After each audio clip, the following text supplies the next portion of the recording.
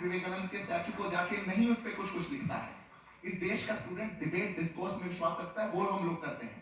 आपने आज पूरे सीए को अनकॉन्स्टिट्यूशनल बता दिया। आपके पॉलिट ब्यूरो ने, कम्युनिस्ट पार्टी के पॉलिट ब्यूरो ने जब इसका समर्थन किया था तब क्या हुआ था? जब 1950 में नेहरू ने, हमारे देश के कानून मंत्री ने इसका समर्थन किया था तब क्या हुआ था? जब इतनी बार इसमें अमेंडमेंट्स हो चुके हैं और बहुत से लोगों को दिया गया, आज ये बिल्कुल अचानक से आपके लिए अनकॉन्स्टिट्यूशनल हो गया। आपकी भी जानकारी के लिए मैं बता दूं, ये आपका एक चेहरा है। कह रहे हैं कि पास्ट में support actually the point exactly is this, जिस अमेंडमेंट की आप बात कर रहे हैं सपोर्ट करने की, वो तो आपकी सरकार अभी लेके आई ना। जब नेहरू जी थी तब तो ये अमेंडमेंट नहीं था, अमेंडमेंट तो अभी आया, तो उसको पॉलिट ब्यूरो ने, नेहरू जी ने कैसे सपोर्ट किया होगा? सर, अगर मैं एक छोटा सा रिक्वेस्ट करूंगा, वैसे कन्हैया जी बड़े सीनियर हैं, अगर वो ये कानून अनकॉन्स्टिट्यूशनल है, ये कानून भारत में रहने वाले मुसलमानों के लिए उनकी कोई सिटीजनशिप को डाइल्यूट करने में किसी भी रूप से वो साबित कर देंगे तो मैं भी मान जाऊंगा। इसका जवाब दीजिए। बार-बार बीजेपी और बीजेपी के समर्थक ये सवाल पूछते हैं कि अगर हिंदुस्तान के किसी नागरिक पर इस कानून का कोई असर नहीं पड़ता तो इसके खिलाफ में आप क्यों? सबसे पहली बात तो ये अनिमा जी जेएनयू में ही पढ़ती हैं, जानते हैं उनको। वो कह रही थी कि हम दिल्ली पुलिस के साथ हैं, बहुत अच्छी बात है पुलिस के साथ होना। और पुलिस के ऊपर जब लाठियां बरसाई जा रही थी, पुलिस के ऊपर भी जब हमला किया गया इसी दिल्ली में, तभी आपको पुलिस के साथ होना चाहिए था, ये खुशी की बात है।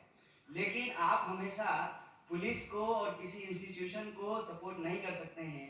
आप उस केस में सीबीआई को कैसे सपोर्ट करेंगे जहां वो कुलदीप सिर्फ आप जेएनयू को बदनाम कर सकते हैं? हाँ, देखिए, ये तो अमित शाह से पूछ लीजिए, ये तो मोदी जी से पूछ लीजिए, ठीक है? पता नहीं जेएनयू सुनते ही भारत की बर्बादी के नारे आपने लगाए। जामिया में आज खिलाफत 2.0 के नारे लग रहे हैं, वहाँ पे हिंदू से आजादी के नारे लग रहे हैं और आप कह रही हैं जामिया का इशू है। ये मोटिवेटेड और एक आपके ऊपर मुकदमा होना चाहिए। वरना आप ये बताइए आपको जानते हैं, आपको मुकदमा भी होना चाहिए और आपको इस देश का गृह मंत्री होना चाहिए। अमित शाह से भी बढ़िया झूठ बोलते हैं आप। मुकदमा कीजिए, आप चार्जशीट तो पहले अपने नाम 4 साल हो गया है, 4 साल कोई चार्जशीट नहीं है। चार्जशीट कोई चार्जशीट आपकी मानसिकता की सरकार, दिल्ली सरकार आज तक वो ये कह रहे पास नहीं होने दे रही है। आज तक को ये कह रहे हैं कि देश की बर्बादी करने वाले को अपने टीवी चैनल में बुलाए हैं और आपको शर्म आनी चाहिए कि देश की बर्बादी करने वाले के साथ आप मंच पे बैठे हुए हैं। और मैंने हर रूप का प्रोटेस्ट देखा है, हर रूप का प्रोटेस्ट देखा है। वहाँ पे नारे लगते हैं, 100 बार झूठ बोलने से झूठ सच नहीं हो जाएगा। अफजल हम शर्मिंदा है।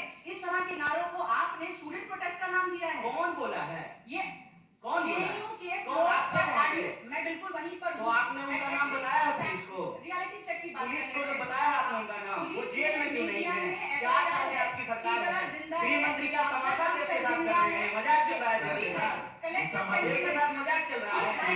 दूसरी बार आपकी सरकार बन करके आई है और एक ही बकवास आप पिछले 5 साल से देश के साथ कर रहे हैं। केजरीवाल जी को हारने दीजिए, केजरीवाल जी को चुनाव हारने दीजिए। गृह मंत्री आपका है भाई साहब, आपके खिलाफ जो वकील जाके बोल नहीं रहे हैं, किसको आपके खिलाफ जो जाके वकील बोल नहीं रहे हैं, आप किसको दिल्ली की सरकार से पता चलेगी तो हो जाएगा। अरे दूसरी बार मोदी जी चुन करके आए हैं, पिछली बार से ज्यादा बहुमत है, गृह मंत्रालय आपका है, राष्ट्रपति आपका है, आप क्या परमिशन नहीं दिला सकते हैं? कितना प्रोपेगेंडा हम ठोक करके बोलते हैं, सुनिए, ठोक करके बोलते हैं। आप बोले कि सीनियर है, ठीक बात है।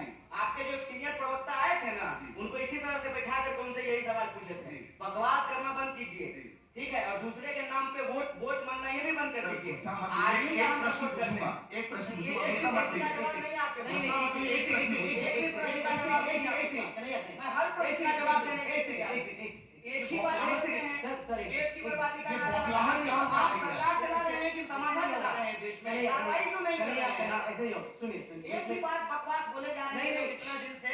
जेएनयू मुझे ऐसा लगता है कार्रवाई क्यों नहीं हुई? ऐसे नहीं होगा, सुनो देश की जनता को ये चुका रहे हैं, कार्रवाई जहाँ पे प्रोड्यूसर जो है ना, सारी माइक बंद कर दीजिए, सारी माइक बंद कर दीजिए, बता दूं, मेरे अलावा सारी माइक बंद कर दीजिए, माइक बंद कीजिए, माइक बंद कर दीजिए, बंद हो गई सारी माइक, माइक बंद कर दीजिए, माइक बंद कर दीजिए, माइक बंद कीजिए, माइक सारी माइक। अच्छा, अब आपकी माइक बंद है, आपको कोई नहीं सुन सकता, आपको कोई नहीं सुन सकता। एक सेकंड,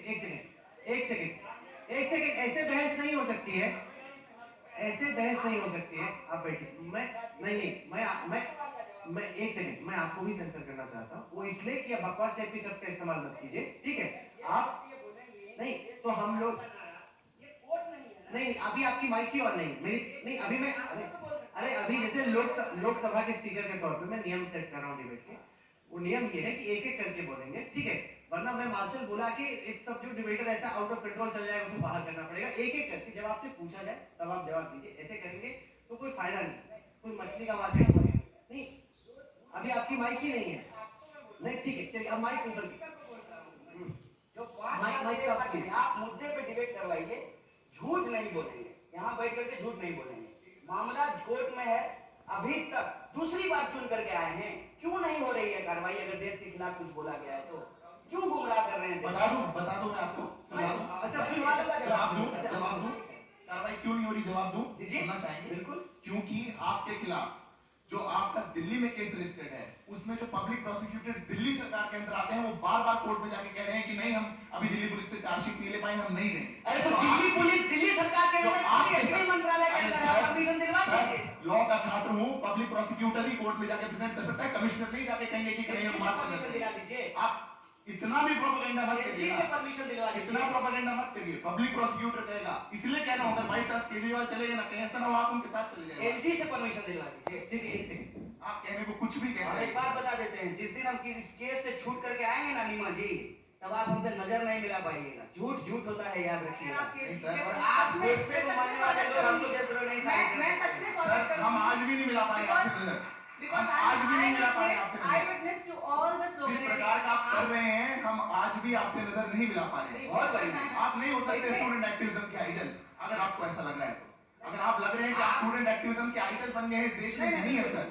बिल्कुल इतना मत बदनाम करिए हमें। बिल्कुल नहीं मिला पा रहे हैं नजर, माफी चाहेंगे, बाद में शायद मिला लें, सीधा देश से मांगिएगा। बाद में शायद मिला लें। सवाल ये बनता है कि अगर विरोध का कोई स्वर खड़ा होता है सिद्धार्थ, तो उसको एंटी नेशनल, देश विरोधी के तौर पे क्यों पेश किया जाता है? अगर कोई छात्र, कन्हैया हो या कोई और हो, मोदी सरकार के खिलाफ, बीजेपी की सरकार के खिलाफ अपनी आवाज बुलंद करता है, तो ऐसा क्यों है? जैसे कन्हैया ने कहा कि जॉर्ज बुश की वो नीति कि या तो आप हमारे साथ हैं या आप तालिबान के साथ हैं। ऐसा नहीं, वो आपके साथ नहीं है, आपके विरोध में है, लेकिन ये मतलब नहीं कि वो पाकिस्तान के समर्थन है। सर देखिए, इसमें बहुत क्लियर लाइन होती है। स्टेट के खिलाफ बोलना, सरकार के खिलाफ बोलना ठीक है, बोलना चाहिए। पॉलिसीज के खिलाफ अगर हम आज देश में डेमोक्रेसी में क्रिटिकल वॉइसेस नहीं होंगी तो शायद स्टेबल डेमोक्रेसी नहीं होगी। पर आप स्टेट के खिलाफ बोलना शुरू कर देंगे तो वो गलत हो जाता है। अगर एक कोर्ट के डिसीजन के खिलाफ बोल देंगे कि अफजल हम शर्मिंदा हैं, तेरे कातिल जिंदा है, तो गलत हो जाता है। अगर आप बहुत सी बातें, कश्मीर मांगे आजादी, बंदूक के दम पे आजादी, आप बोलेंगे तो गलत हो जाता है। उसमें दो राहें नहीं है सर। कोई मुड़ के नहीं कह सकता कि नहीं ये वाला शायद ठीक था, क्योंकि कन्हैया जी ने बोला है, वो बोलते भी अच्छे से हैं, तो ये तो कैसे हो सकता है क्योंकि विक्टिम कार्ड प्ले करें, ऐसा नहीं है। आप सरकार के खिलाफ बोलिए ना, आप नीतियों की बात करिए ना, आप एक्ट की बात करिए, आप एजुकेशन की बात करिए, पर आप ये मत बोलिए कि मेरे देश के सुप्रीम कोर्ट ने किसी को अगर सजा दी तो वो जज कातिल थे, ऐसा नहीं सीए है। एक्ट है कि नहीं है? एक्ट के खिलाफ जामिया के स्टूडेंट प्रोटेस्ट कर रहे हैं जी। तो उस पे ये कह रहे हैं कि ये लोग सीए के खिलाफ क्यों बोल रहे हैं? देखिए, इसको कहते हैं ना देहाती भाषा में हमारे कोना कोना कौन कोना सोतली पुताओ कोना खेलना। यहाँ का मुद्दा वहाँ पहुँचा देना, वहाँ का मुद्दा वहाँ पहुँचा देना। सिंपल, देखिए सीधी सी बात है। मैं कभी भी इसको लेकर के, मैं कितनी मंच पे गया हूँ, इसकी सफाई ही नहीं देता। मैं इसकी सफाई नहीं देता हूँ। अगर मैंने देश के खिलाफ कुछ बोला है तो देश में कानून है, देश में पुलिस है, मेरे ऊपर कार्रवाई होगी, मुझे फांसी पे चढ़ा दिया जाएगा। जब कुलदीप सेंगर नहीं बच पाया बलात्कारी, तो कन्हैया कुमार भी नहीं बचेगा अगर कुछ गलत किया है तो देश की पुलिस और कानून पे ये भरोसा है। मोहम्मद अली, आप जहां तक मुद्दा का सवाल है, देखिए मुद्दा जिसको बार बार डाइवर्ट किया जा रहा है, मुद्दा का सवाल है, ये कहते हैं कि कोई स्टूडेंट बस नहीं जला सकता है। बिल्कुल ठीक बात है, कोई स्टूडेंट बस नहीं जलाता है और कि कोई स्टूडेंट बस जलाया भी नहीं है। ये आर्गुमेंट लेकर के लोग आए हैं कि पब्लिक प्रॉपर्टी का नुकसान किया गया है। गलत बात है, पब्लिक प्रॉपर्टी का नुकसान नहीं होना चाहिए, क्योंकि पब्लिक प्रॉपर्टी पब्लिक की है, पब्लिक को उससे नुकसान होता है। मेरा यही सवाल है कि क्या जामिया एक पब्लिक फंडेड यूनिवर्सिटी नहीं है? क्या जामिया की लाइब्रेरी पब्लिक प्रॉपर्टी नहीं है? और जामिया के जिन स्टूडेंट को पीटा गया वो भी तो पब्लिक है, जिसके ऊपर लाठी मारा जा रहा है।